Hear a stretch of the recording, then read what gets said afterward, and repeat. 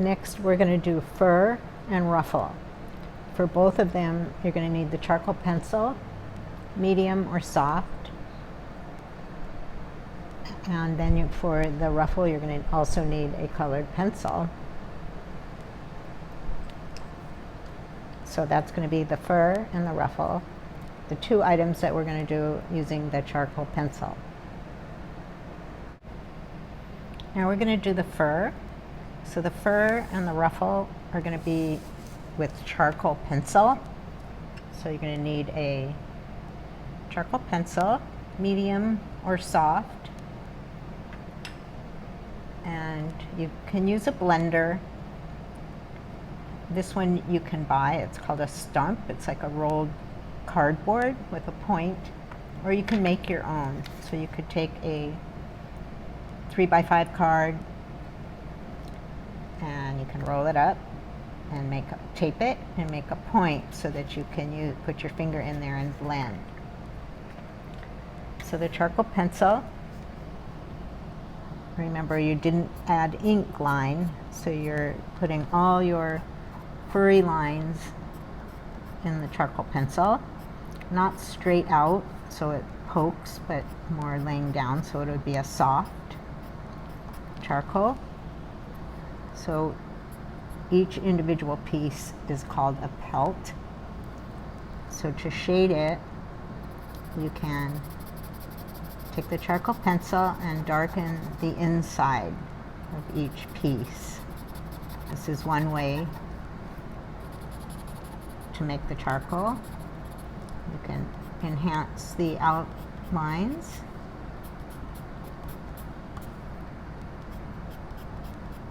And you could actually leave it like that. Or you can take the blender and you could soften some of the edges. You can soften some of the edges on the outside as well. If you wanted a white fur, you could soften the edges. You could go toward the center, leave the middle lighter, and it kind of looks like a very light, blend it gradually, it looks like a light, maybe a white or a gray fur. So this is one way with the individual pelts. Again, don't erase, it'll make a big mess. So you can use the blender.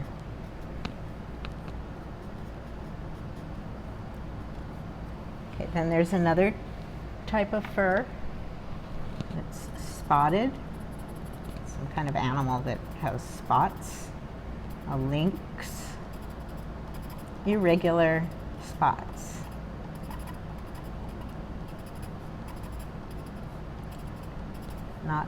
No pattern. Just irregular and somewhat similar size, but not the exact same size. And then you can influence that with white chalk. You can go over the whole thing and kind of soften it with white chalk. So it makes it soft.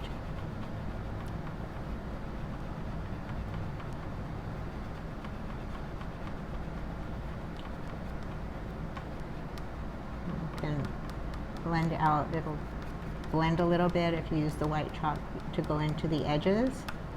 And then if you think you've covered up too much, come back with the charcoal pencil and enhance those spots and enhance any of the outlines of the fur too. Okay, so those are two different ways to make fur.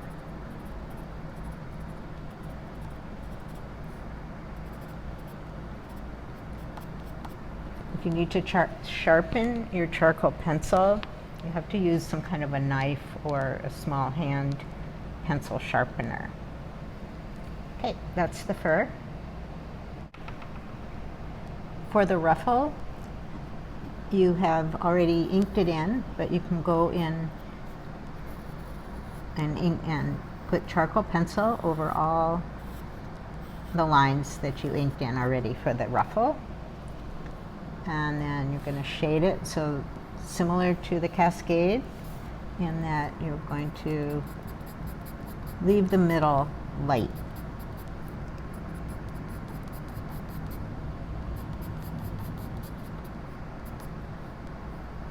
Behind, next to the line, you're going to darken some of the creases and the gathers.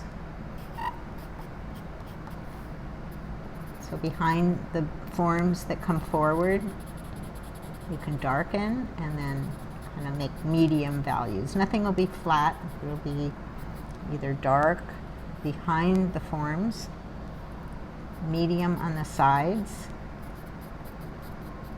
and lighter toward the middle. And then you would just repeat that again. Darken, medium, darken, and medium. And so these shapes are behind and these are forward. Then you can use your blender. If you want it more soft and blended looking.